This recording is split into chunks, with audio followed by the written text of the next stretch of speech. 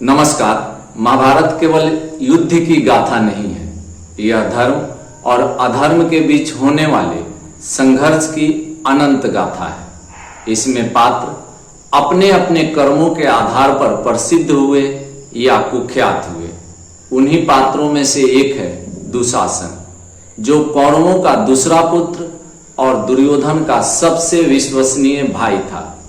उसकी पहचान केवल एक घटना से सबसे अधिक जुड़ी हुई है, वह है द्रौपदी का चीरहरण।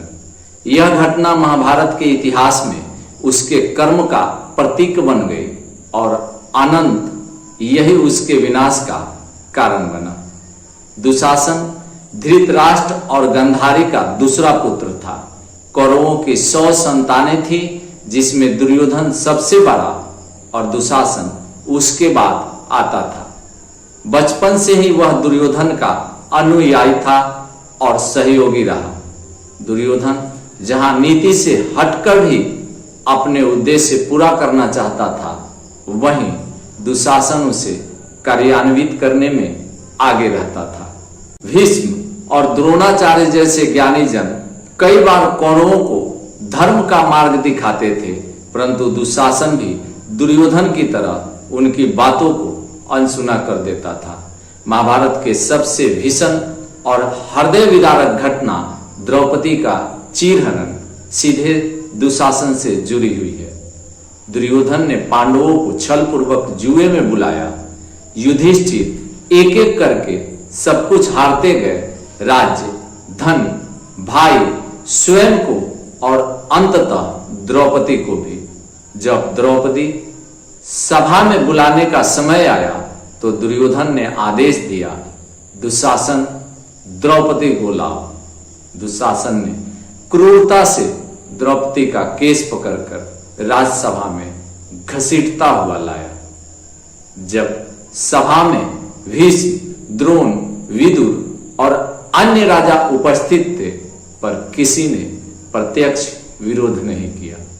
द्रौपदी ने धर्मसभा में प्रश्न उठाया, जिसे स्वयं दांव पर लगाकर हार गया हो, क्या वह किसी और को दांव पर लगाने का अधिकार रखता है?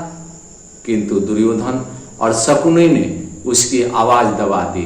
तब दुर्योधन ने कहा, दुशासन, इस दासी का वस्त्र उतारो।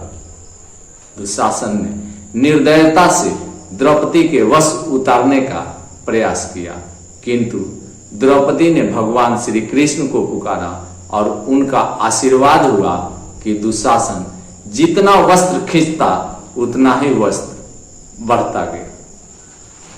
थक कर दुशासन जमीन पर गिर पड़ा, किंतु द्रौपदी का चीरहरण नहीं हो सका। यह घटना दुशासन के जीवन का सबसे बड़ा और काला कर्म था। हिंदू धर्म ग्रंथों में यह स्पष्ट कहा गया है कि स्त्री का अपमान सबसे बड़ा अधर्म है। सभा में उसके सामने द्रौपदी का वस्त्र हरण करने का प्रयास न केवल दुशासन के लिए बल्कि पूरे कौरव वंश के लिए विनाशकारी कर्म सिद्ध हुआ। महाभारत में एक श्लोक आता है, स्त्रियों ही नामम नारायणम द्वारम पापस्य कृत्यतम। स्त्रियों का अपमान पुरुषों के लिए पाप और विनाश का द्वार है। द्रौपदी के अपमान के समय भीम क्रोधित हो उठे। उन्होंने प्रतिज्ञा की, हे द्रौपदी, मैं प्रतिज्ञा करता हूं कि युद्ध में दुशासन की छाती चीरकर उसका रक्त पीऊंगा। यह प्रतिज्ञा केवल क्रोध नहीं थी, बल्कि धर्म का संकल्प था।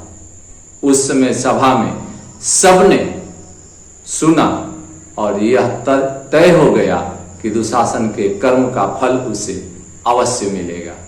जब महाभारत का महायुद्ध हुआ, दुशासन भी दुर्योधन की ओर से लड़ रहा था। वह शक्तिशाली था और कई योद्धाओं से घिरा भी, किंतु उसका सबसे बड़ा शत्रु भीम था।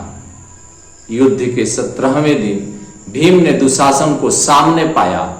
भयानक मल्ल युद्ध हुआ और अंततः भीम ने अपनी प्रतिज्ञा पूरी करते हुए दुशासन की छाती चीर डाली और उसके रक्त को पिया। भीम ने दुशासन का रक्त पीकर द्रौपदी को पुकारा और कहा, हे द्रौपदी, मैंने अपनी प्रतिज्ञा पूरी की।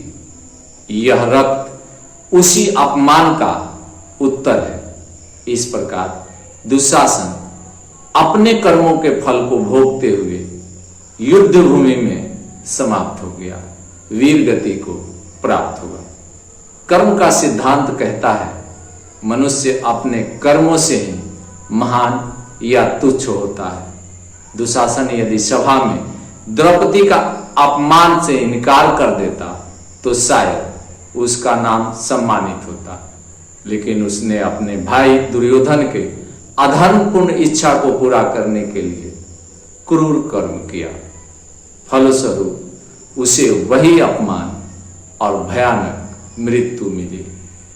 गीता में भगवान श्री कृष्ण ने कहा है, अधर्मण्य जयचर शाश्वतम सुमान्य सुरुतिन। अधर्म से जीतने वाला मनुष्य कभी अस्थायी सुख नहीं पाता। दुशासन की कहानी केवल इतिहास नहीं, यह एक चेतावनी भी है। पहला, स्त्री का अपमान समाज के लिए विनाशकारी है। दूसरा, दूसरों के अधर्म में सहभागी होना भी उतना ही बड़ा पाप है।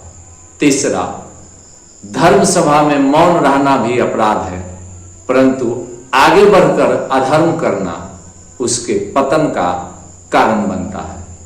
दुशासन का कर्म हमें यह सिखाता है कि शक्ति का प्रयोग धर्म के लिए होना चाहिए, अन्यथा वही शक्ति विनाश का कारण बनती है।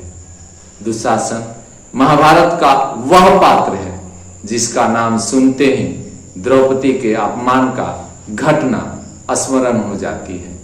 उसका जीवन इस सत्य का प्रमाण है कि कर्म ही मनुष्य का परिचय और उसका भविष्य बनाते हैं। दुशासन ने अधर्म और अपमान का मार्ग चुना और उसका फल उसे युद्ध भूमि में अपमानजनक मृत्यु के रूप में मिला। उसकी कथा आने वाली पीढ़ियों को यह संदेश देती है, स्त्री का सम्मान ही धर्म है और उसका अपमान ही संपूर्ण वंश के विनाश का कारण बनती है।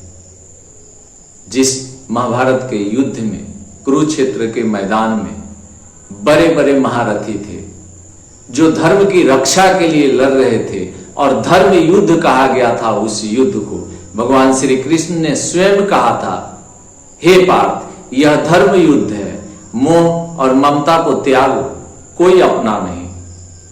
उस धर्म युद्ध में कुरुक्षेत्र के मैदान में कितने अधर्म हुए इसकी जानकारी शायद किसी को नहीं होगी, क्योंकि जो धर्म के विरुद्ध लड़ रहा था वह अधर्मी था, किंतु जो धर्म की रक्षा के लिए लड़ रहा था वह भी कम अधर्म नहीं किए। अपने गुरुजनों को, निहत्था गुरुजनों को, निहत्था प्रियजनों को मृत्यु के घाट उतारा गया। इस वीडियो में इतना ही। अगले वीडियो तक मुझे आदेश दें, किंतु ध्यान रखें, कर्म और धर्म के इस महागाथा को मैं यूं ही आगे बढ़ाते रहूंगा। अगर आपको लगे हमारा वीडियो पसंद आ रही है तो इस वीडियो को लाइक करें और चैनल को सब्सक्राइब करें। जय हिंद।